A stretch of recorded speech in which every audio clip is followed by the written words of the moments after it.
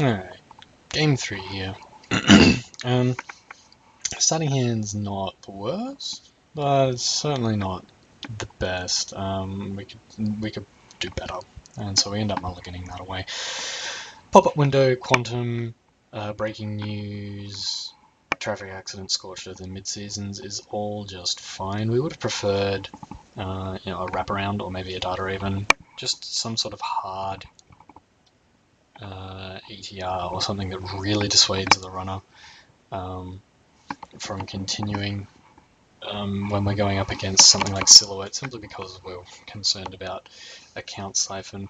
While the deck is resilient to account siphon, it's a pain, and this game is a really good example of how the deck can be resilient to account siphon, but also how much of a pain it is to play around. We have quite a nice starting hand. It's the sort of thing that we want to go with, and we don't get siphoned on turn 1, which is always nice. We end up with the second traffic accident, and at the moment we're kind of at parity, and so the mid-seasons isn't something we're really looking at, but we do have the breaking news in hand, and of course we want to score that as early as we can to start putting our other kill combo online. This particular opponent, and there's the first of several account siphons that we see in this game. I debated a little bit there whether I wanted to actually res that pop-up window, but I get the credit, and that means that I have a credit remaining rather than just being taken down to 0, so it was worth it here. There are other situations where you may not want to res the pop-up window, so if you were at 4, that just gives them an extra 2 credits. And of course pop-up window costs you nothing. So we had no way to really dump credits, no other eyes to res besides pop-up window, no assets, which is one of the weaknesses this deck has to account siphon, but again quite resilient to account siphon. It's this weird dichotomy that I really quite like, because account siphon is a very, very strong card. Yeah. Right, so we end up with the news team in hand, click for some credits and discard that into archives, and look, 2 siphons. Yeah, so this particular opponent had been spectating a previous game that I was playing, and knew that I was playing Convenience Shop, so he had some information coming into this game about what's going on. He played this deck because he wasn't entirely sure if he had an answer to Convenience Shop, but he wanted to test it out anyway, I assume. And the typical criminal answer to something like Convenience Shop is Plascrete Carapace, and as you can see, he pops it down there, which makes it a bit rough for us, but he's still got 2 tags from the account siphon that he went with, which is certainly an interesting play. He had the money, and he could have gotten rid of it. He had 2 clicks left, so he could have gotten rid of those tags. We throw those quantum predictive models in the bin, and he ends up running straight away at archives with tags. Now, maybe he doesn't know the Data and Destiny cards all that well. That happens. I still don't know them all fantastically well. Maybe he just wasn't expecting quantum. But that ends up giving us 2 pieces of fuel for our 24/7 combo, as well as putting us on 3 points, and then he hits a news team which he takes 2 tags from. And at this point, he knows that I'm on a kill deck, so if I were him, I would have taken the -1 point, and I would have cleared the tags the previous turn. But I mean, it's not what he's done. Maybe he thinks that he's safe behind the Plascrete. But you're never 100% safe behind a Plascrete. They can still get around it, and especially if you're deciding to float tags, you're basically giving them an open window to try and get rid of the Plascrete as much as possible. So we get a Gutenberg, and we throw that on R&D, which is a nice thing to have. Gain a few credits because we want to be decently up on the money here. Since Scorched Earth does cost 3, if we want to, say, triple scorch them, then we need to have 9 credits for that. And we have a hedge fund in hand, which is a good thing for us to have. He's got the same old thing, goes for the same old thing account siphon. We get a credit because we don't get that choice on pop-up window.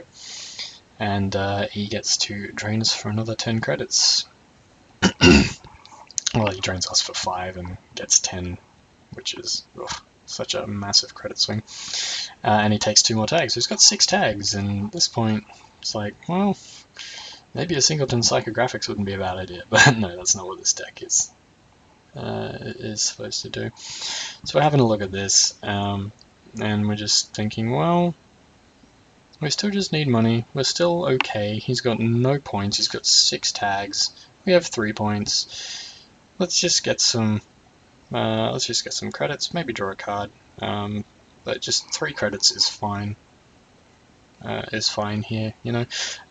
Maybe we get siphoned again, but yeah, I mean, he's played 2 siphons and then same old thing for a third. The chances of him having the other siphon or another same old thing are relatively low. Maybe he's playing Deja Vu, but again, if he wants to siphon us, again, we're okay with that. He's not developing his board at all at the moment. He's just going for the siphons. And in this case, he goes for the Dirty Laundry, which gives us a credit, which we're always happy about. If he had siphon, I would expect him to make this play first by running at us with the Dirty Laundry to put us on 4, and then to siphon us so that we're on 5, and he gets the full 10 credits. Well, that doesn't appear to be what ends up happening. He's just going to draw up a little more and ends up trashing his Apocalypses, which are an interesting inclusion. That card is certainly interesting. I haven't seen it too much. I certainly haven't seen it in paper because Data and Destiny still hasn't arrived here in Canberra. But it seems like it's a very powerful card, just very difficult to pull off, and not entirely sure that it's worth jumping through those hoops to do that. But I don't know, you're trashing everything that the Corp has except, I guess, Architects. Yeah, it seems like it could be worth it. Here I'm trying to see if I can get rid of that Pluscrete Carapace by advancing a Shattered Remains.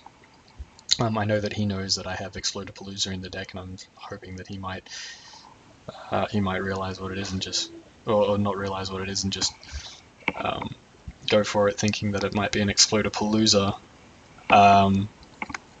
It's a bit of a gamble, obviously, because he can get into HQ so easily and expose it as Silhouette, just going through the pop-up window, but instead he uses Sneaked or Beta, and then he has a look at it anyway. So I wasn't really expecting it to work, but given that we're just sort of in limbo here, just passively drawing cards, I figured that the 2 clicks and a credit to install Advance was worth it in case he just did decide to run it. He seemed to have been playing fairly loose, especially with the tags still out there, so, you know, give it a try. And it unfortunately failed. That happens. That's why you run back channels, right? Get money back off your failed traps. Anyway, so we're looking for more money here. We have the Explodapalooza in hand, and he's got that free run on HQ, sort of going through the pop-up, but we're not too worried about it. If he steals the Explodapalooza, then we get money. You see that we pitch the Midseasons there. He's seen the Midseasons by this point, and that means that he's not ever going to drop down to a point where we're actually able to Midseasons him. Yeah. Not entirely sure. I knew I had a reason when when we're doing that I didn't res the Gutenberg.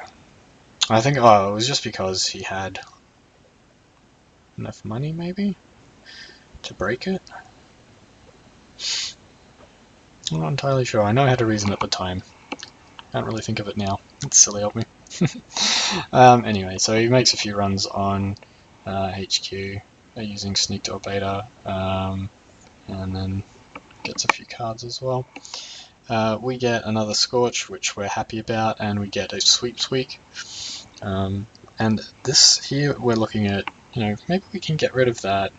Maybe we can get rid of some of that Plascrete, so we throw out 2 damage. And I should have done this before I'd played the Sweep Sweep, because I did this last click, and if I'd done it the click before, he might have been concerned about the Scorch coming. What I was really hoping for there was that I would get 2 points off the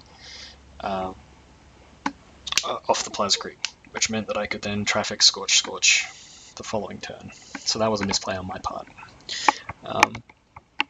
But he's still running. He goes in for Archives Actual this time and hits another news team. Well, sorry, he doesn't hit another news team, hits the same news team, because obviously it stays in there if you don't add it to your score area as an agenda worth -1 point.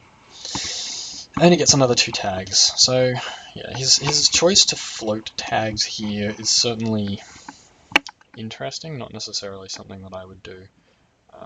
And here we go for the Scorch. We just want to see what he does. He takes the 4. And then we go for the Traffic, and we know that we've got the kill at this point. So he goes down to 2 on that, and then the final Scorch. There we go. Exactly enough to flatline him. Exactly enough. Yeah, so this was a good game. Showed the resilience of the deck to account siphon. We got siphoned 3 times in this game, and even though the runner was seriously moneyed up, and we were quite poor throughout the majority of this game, we still managed to pull off a kill combo, even through a Plascrete. Now, his choice to float tags did help us out substantially there. If he hadn't decided to float tags, we'd be looking at needing to 24/7 away one of the Quantums and then hit him with a Scorch or something to get rid of a Plascrete. I'm not sure if he has another one. I think, yeah, he said that he had another Plascrete in his deck, 6 cards deep.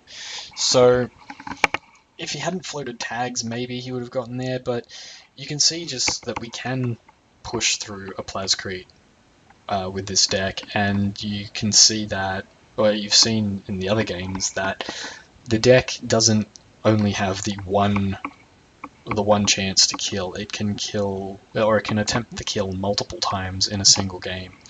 And with correct play, you can work your way around Plascrete. You can work your way around a second Plascrete. Working your way around 2 Plascretes, that's a bit rough, but it's still doable. And this deck also has a robust scoring plan, because we didn't see any of our wraparounds or Astro scripts here, but if we did, we simply could have gone with that. If we had a wraparound and an Astro, we could have scored out there. He gave us 3 points when he got those 2 quantum predictive models into our score area. So yeah, alright, thanks for watching.